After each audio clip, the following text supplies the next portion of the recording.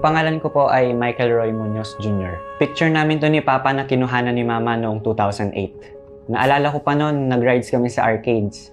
Tapos binilhan niya po ako ng bagong sapatos. Sobrang sinulit ko po yung bawat pagkakataon na kasama sila kasi alam ko nga alis na sila. Kasi, ayun, may iwanan naman ako kina Lola. Umalis si na Mama at Papa kasi gusto talaga nila na makapagpatayo kami ng sariling bahay. Madalas kasi kami na palipat-lipat ng tirahan noon.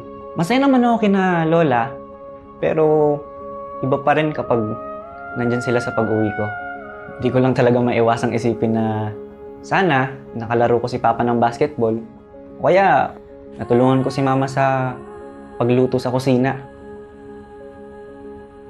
Nakakamiss lang na merong Papa at Mama. Ma at Pa, kayo po ang inspirasyon ko sa buhay. Promise, di ko po kayo pababayaan. Hanggang sa pagtandaan nyo, ako na pong bahalang mag-alaga sa inyo. Dito sa ating bahay.